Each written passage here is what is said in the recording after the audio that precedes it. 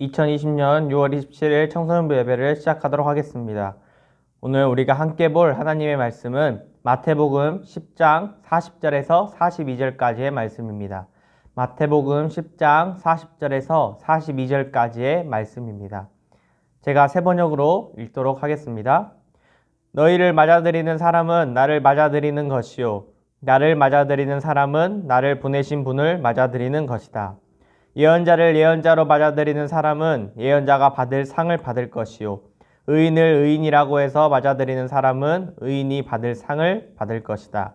내가 진정으로 너희에게 말한다. 이 작은 사람들 가운데 하나에게 내 제자라고 해서 냉수 한 그릇이라도 주는 사람은 절대로 자기가 받을 상을 잃지 않을 것이다. 아멘.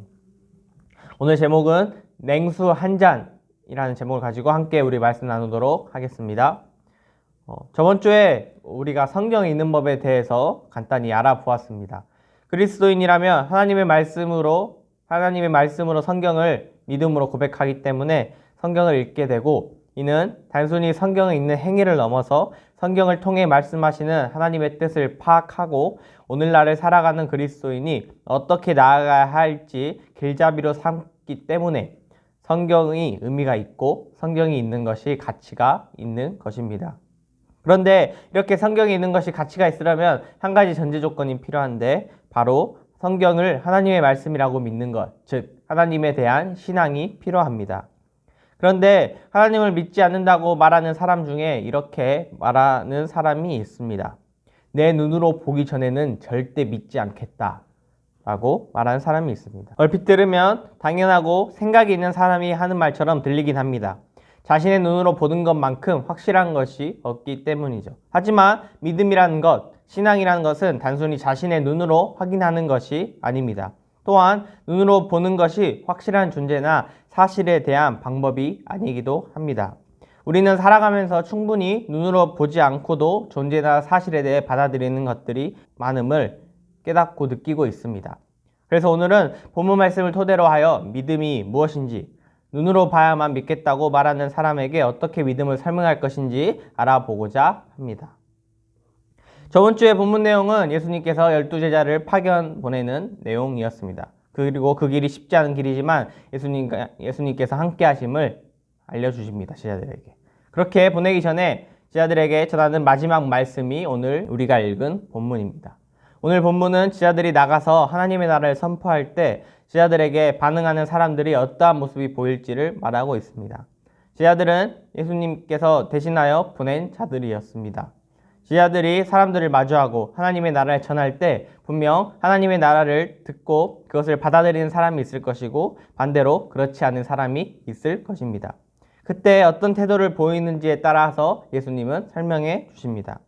40절에 보면 제자들을 맞이하는 사람은 예수님을 맞이하는 것이고, 이는 곧 예수님을 보낸 하나님을 맞이하는 것이라고 말합니다.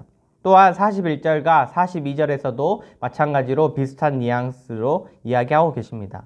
41절에서는 예언자를 예언자로 받아들이는 자가 예언자의 상을 동일하게 받을 것이며 의인 역시 동일하다고 이야기하십니다.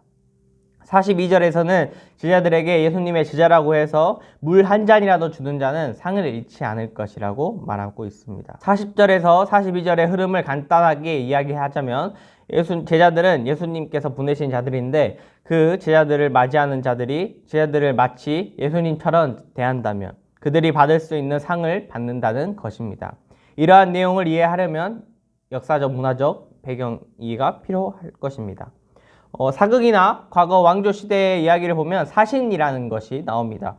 나라와의 관계에서 보면 어떤 나라의 입장은 곧 왕의 입장입니다.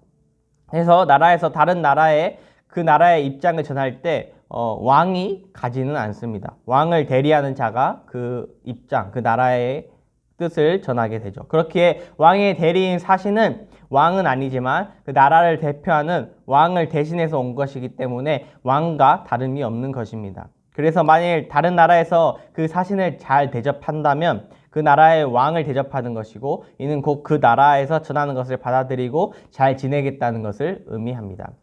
하지만 반대로 그 사신을 받지 않거나 가두거나 심지어 죽이는 경우도 있습니다. 이것은 그 나라의 왕을 거부하면서 동시에 그 나라와는 적대적인 관계를 갖겠다는 의미를 뜻하는 것입니다. 사신의 역할이 이러했던 것이죠. 이러한 배경에서 이해한다면 제자들은 하나님의 나라의 사신으로 예수님께서 보내신 것입니다. 그렇기에 제자들이 사람들을 맞이하고 하나님의 나라를 전하지만 이는 곧 예수님이 전하는 것과 마찬가지였던 것이죠. 그런데 그것을 모르고 예수님이 아니고 제자라고 해서 무시하거나 하나님의 나라를 받아들이지 않는 사람이 있다는 것입니다. 그렇지만 예수님이 아니지만 예수님이 보낸 제자들을 통해서 하나님의 나라를 받아들이고 믿는 자는 곧 예수님을 믿는다는 것이 오늘 본문에서 이야기하고 있는 것입니다. 우리가 처음 시작할 때 했던 이야기로 한번 돌아가 보도록 하겠습니다. 어떤 이는 하나님을 믿지 않음을 자신의 눈으로 보지 않았기 때문이라고 말하곤 합니다. 신앙에서 믿음과 어떠한 사실을 받아들이는 믿음과는 차이가 있기는 하지만 우리는 그럼에도 많은 것들을 눈으로 보지 않고 받아들이는 믿음이 있습니다. 우리는 스스로 그러한 믿음을 갖고 있습니다. 우리는 호흡을 해야지만 사는 존재입니다. 그리고 호흡을 하려면 산소가 필요합니다. 산소는 눈에 보이지 않습니다. 하지만 우리는 산소가 존재함을 믿고 있습니다. 우리는 1592년에 임진왜란이 일어났고 이순신 장군의 활약으로 전쟁에서 승리했다는 사실을 알고 그렇게 믿고 있습니다. 어떻게 약 500년 전의 일을 보지도 않고 우리가 믿을 수 있을까요?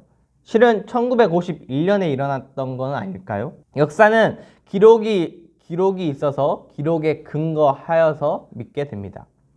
그런데 만약 기존의 기록을 뒤집어버리는 한 자료가 발견된다면 역사는 바로 수정이 됩니다. 역사는 그만큼 온전하다고 하기는 어려운 것입니다.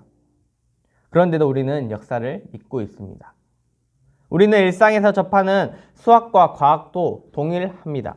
과학 법칙은 다른 법칙이 발견되고 다른 새로운 물질, 새로운 어떠한 법칙이 발견되면 이전의 것은 금방 바뀌게 됩니다.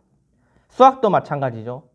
수학의 천재라고 불리는 가우스가 있었습니다. 가우스는 미적분에 엄청난 난제로 힘들어했죠. 이게 바로 몇백 년 전 일에 불과합니다. 하지만 지금은 한국에서 미적분은 고등학생에게는 아주 기본적인 것입니다. 우리는 생각보다 많은 것들을 의심하지도 않고 보지 않고도 믿고 받아들이는 것이 얼마나 많은지 우리가 돌아보게 되면 깨닫게 됩니다. 그렇기에 내 눈으로 하나님을 보지 않았다고 해서 믿지 않겠다는 말은 꽤 일리 있어 보이는 말이지만 실제로는 전혀 일리가 있지 않은 이야기인 것입니다. 그렇다면 어떻게 우리는 하나님을 보지도 않고도 믿을 수 있을까요? 답은 오늘 우리가 읽은 본문에 나와 있습니다. 예수님은 자신을 대리해서 제자들에게 하나님의 나라를 전하게 합니다. 이는 곧 제자들을 통해서 예수님께서 전한 하나님의 나라를 받아들이게 하는 것입니다. 이것은 40절에서 나온 것처럼 제자들을 통해서 하나님의 나라를 받아들이는 것이 곧 예수님을 받아들이는 것이고 이는 곧 하나님을 받아들이게 되는 것입니다. 이는 반대로 말하면 하나님의 나라를 전하는 사람을 통해서 하나님을 보게 된다는 것입니다. 그리고 하나님은 예수님을 통해 사람들에게 하나님의 나라를 전하십니다. 이것이 가능한 것은 성령의 능력으로 예수 그리스도와 함께 예수님을 믿는 자들이 시간과 공간을 넘어서 한 공동체가 되기 때문입니다. 이 이야기는 내가 믿음을 갖게 된 것은 내가 믿음을 갖기 전에 나에게 믿음을 갖고 있던 누군가에 의해서이고 또 그 믿음을 나에게 갖게 해줬던 믿음을 가지고 있던 자는 또 그 사람이 아닌 다른 믿음을 갖고 있던 자에 의해서입니다. 즉, 나 이전에 믿었던 다른 자가 있었기 때문에 그 믿음이 흘러서 나에게까지 오게 됐다는 것이죠. 그렇기 때문에 믿음으로 우리는 시간과 장소를 초월하여서 하나가 되는 것입니다. 그게 예수님까지 그렇게 우리를 하나로 이끄시는 것입니다. 이렇게 하나님으로부터 시작되어서 예수 그리스도의 사랑으로 시작되어진 이 하나님의 나라는 하나님의 혼자가 아니라 하나님의 나라를 받아들이는 자들을 통해서 이렇게 함께 이루어져 가는 것입니다. 우리는 하나님의 나라를 전하는 사람의 삶을 통해 그리고 하나님의 나라를 받아들인 사람의 삶을 통해 그 자의 모습을 통해서 하나님의 나라를 알게 되고 하나님을 보게 됩니다. 그렇다면 하나님을 믿게 하는 것은 하나님의 나라를 받아들인 자의 삶의 모습이고 그것이 중요할 텐데 그러한 자의 삶은 어떠한 모습일까요? 그것은 42절에 나온 작은 자에게 냉수 한 그릇이라도 주는 이런 모습입니다. 근데 좀 이상합니다. 분명히 냉수를 주는 사람은 하나님의 나라를 전하는 사람이 아니고 제자들에게 하나님의 나라를 들었던 자인데 어째서 하나님의 나라를 듣는 사람의 행동을 통해 이야기했을까요? 이사야 56장 3절에서는 이렇게 이야기하고 있습니다. 이방 사람이라도 주님께로 온 사람은 주님께서 나를 당신의 백성과는 차별하신다 하고 말하지 못하게 하여라. 고자라도 나는 마른 장작에 지나지 않는다 하고 말하지 못하게 하여라. 아멘. 하나님은 모든 자를 위한 하나님이십니다. 구약에서 이스라엘 사람들은 이방인, 고자들을 하나님의 사랑을 받을 수 없는 자들이라고 생각했습니다. 하지만 하나님은 그들 역시 자신의 백성이라고 이스라엘 백성에게 이야기하고 있습니다. 하나님의 나라를 전하는 자와 하나님의 나라를 듣는 자는 위아래 관계가 아닙니다. 하나님의 나라를 전한다고 해서 하나님의 사랑을 받는 자이고 하나님의 나라를 이제 막 듣는 자라고 해서 하나님의 사랑을 덜 받는 자가 아닙니다. 하나님의 나라를 듣는 자 역시 하나님의 사랑을 받는 자이고 하나님의 백성입니다. 그리고 오늘 본문 42절에서는 냉수 주는 자가 상을 받을 것이라고 이야기합니다. 제자들은 하나님의 나라를 전할 때 듣는 자에게 받은 비록 냉수 한 잔일지라도 그 사람을 통해 다시 한번 하나님을 보게 되고 하나님께 감사하며 하나님의 나라를 전했을 것입니다. 하나님을 믿는 자에게 필요한 모습은 바로 이러한 작은 자에게 냉수 한 잔이라도 주는 것입니다. 하나님을 믿는 자가 신앙생활을 하는 자가 보여야 될 모습은 특별하고 엄청난 모습이 아닙니다. 작은 자는 능력이 있는 자가 아니어도 된다는 것입니다. 냉수 한 잔은 엄청난 것이 아니라 그저 내가 할 수 있는 최선의 것을 말합니다. 신앙생활 하는 자는 성공해서 어마어마한 것을 해야만 하는 것이 아닙니다. 그저 자신의 자리에서 자신이 할 수 있는 최선의 것을 하는 것이 바로 신앙생활의 모습입니다. 그것은 비록 물이 필요한 자에게 냉수 한 잔이라는 별거 아닌 것처럼 보이지만 그때 우리는 하나님의 나라라는 상을 잃지 않게 될 것이고 이러한 모습을 통해 다른 이들이 하나님의 나라를 믿고 하나님을 보게 될 것입니다. 사랑하는 하성제일교회 친구들, 신앙생활은 그리고 전도는 특별한 것이 아닙니다. 엄청난 것을 전해야 되는 것이 아닙니다.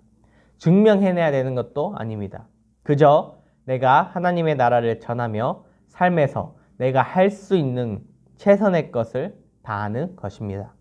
그렇다면 나는 하나님을 믿는 것이고 나를 통해서 다른 이가 하나님을 믿게 되는 것입니다. 사랑하는 청소년부 친구들과 제가 작은 자에게 냉수 한 잔을 주는 신앙생활을 하기를 예수님의 이름으로 소망합니다.